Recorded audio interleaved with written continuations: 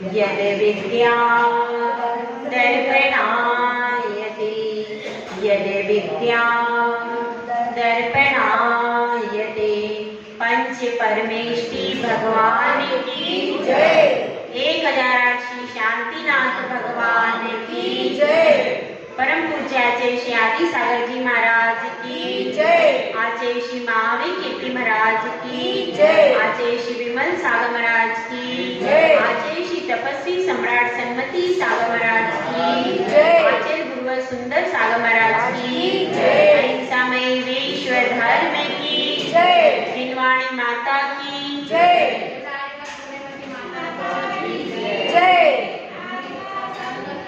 जय।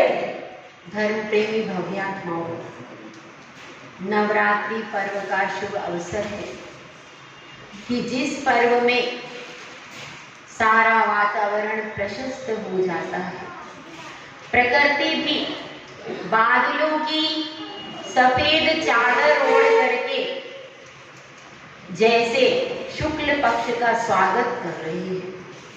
चंद्रमा भी आकाश में आ गया है, सब कुछ सफेद सफेद हो जाता है।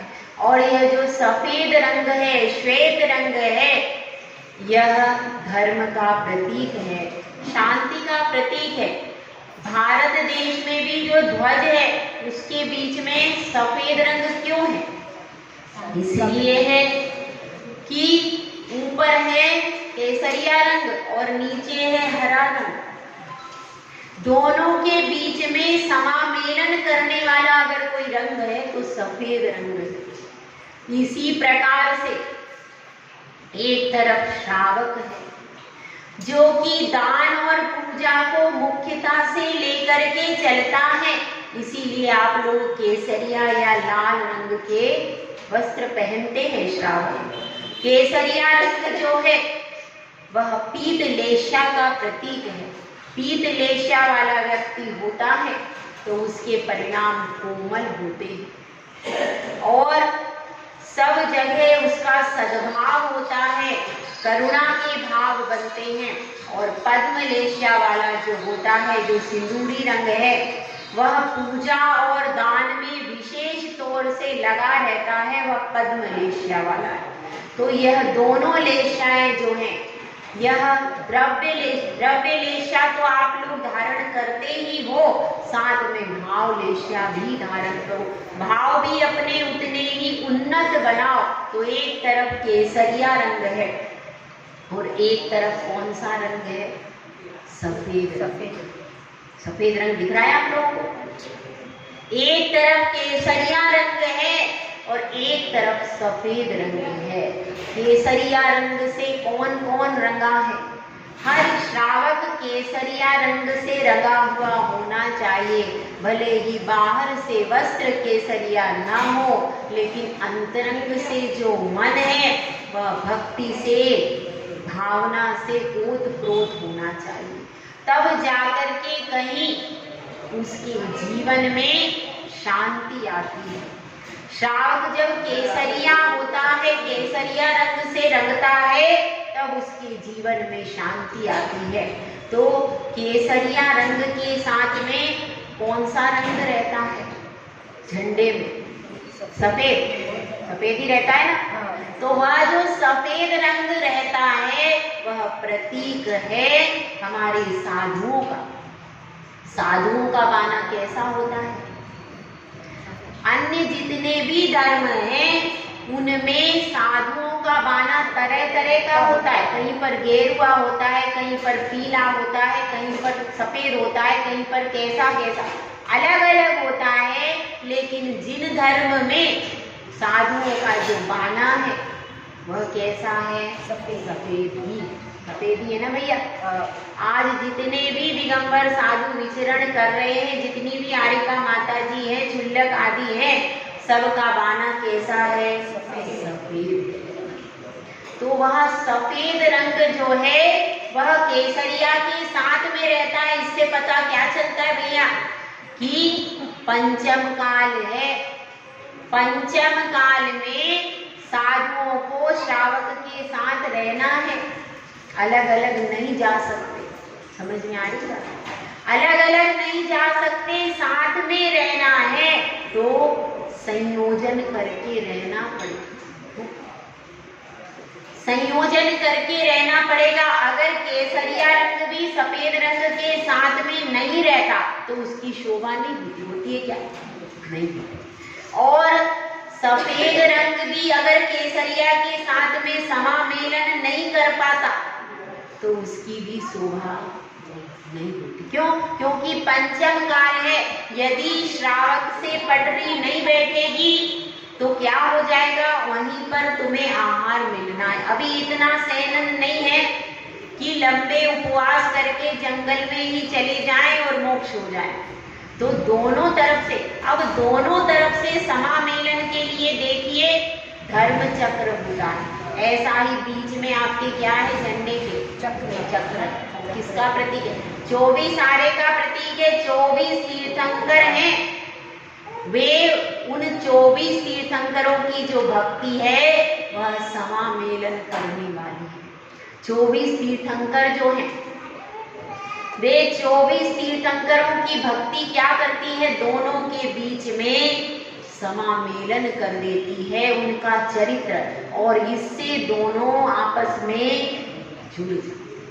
हालांकि देखिए सफेद में केसरिया का कोई शेड वेड नहीं है, एकदम प्योर है, और केसरिया में भी सफेद का कोई शेड नहीं है। दोनों अपने अपने स्थान पर रहेंगे भैया, ये भी ध्यान रखना। दोनों अपने अपने स्थान पर रहेंगे तभी शोभेंगे।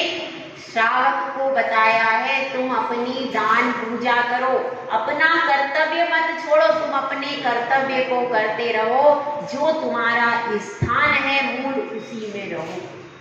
जो तुम्हारा व्यवसाय निर्धारित किया है आदिनाथ भगवान ने, कौन सा व्यवसाय निर्धारित किया उन्होंने?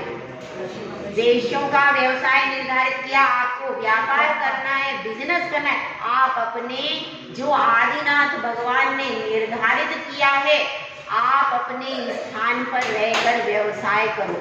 व्यवसाय करने के लिए कुछ समय के लिए माल खरीदने के लिए इधर उधर गए, लेकिन फिर आपका मूल परिवार उसी स्थान पर रहना चाहिए, और आप व्यापार करने के बाद लौटकर अपने ही उसे मूल मंदिर में, अपने ही उस मूल स्थान पर वापस लौटना चाहिए। तो यह आगम के अनुसार है, आदिनाथ भगवान ने ही 3 वर्ण स्थापित किए और उनका अपना अपना वर्ग बताया। अपना कहा हुआ, आगम का कहा। तो इसलिए क्या है, दोनों में संयोजन होना चाहिए। दोनों अब एक दूसरे, एक गाड़ी के दूसरे पहिए कहें या हमारे राष्ट्रीय ध्वज के 2 हिस्से कहें, बात एक ही है। जो आगम में आया है वही भारत का झंडा भी बता रहा है कि नहीं बता रहा। आगम में भी यही आया है, एक गाड़ी के 2 पहिए हैं। तो यहाँ पर अपन सब श्रावकाचार के बारे में पढ़ रहे। अब तक तो श्रावक का पर्सनल काम चल रहा था, स्वयं के हिसाब से उसका काम चल रहा था, लेकिन अब यहाँ पर जो कर्तव्य आ रहा है वह कर्तव्य है वैयावृत्ति का। वैयावृत्ति वह कर्तव्य है जिसमें एक श्रावक साधु से चर्या से जुड़ता है, साधु से उसका सानिध्य मिलता है, संगति मिलती है। कब? वैयावृत्ति के समय। तो यहाँ पर यही बताया जा रहा है। अब इसमें शिष्य प्रश्न करता है, क्या प्रश्न करता है कि हे महामुनि, आपने बताया वैयावृत्ति के बारे में बताया, लेकिन इस वैयावृत्ति का परिभाषा क्या होती है? इस वैयावृत्ति की सही परिभाषा क्या होती है? इसका अर्थ क्या होता है? क्योंकि शब्द तो बहुत सुना हुआ है, लेकिन इसका सही स्वरूप क्या है, सही लक्षण क्या है, इसके बारे में हमें बताइए। तो इसलिए अब यहाँ पर इसकी परिभाषा यहाँ पर बताई जा रही है। व्यापत्ति व्यपनोदः 112 नंबर। पदयो संवाहनं च गुणरागात् वैयावृत्यं व्यावृत्तं नुपग्रहोऽन्योऽपि संयमीनाम्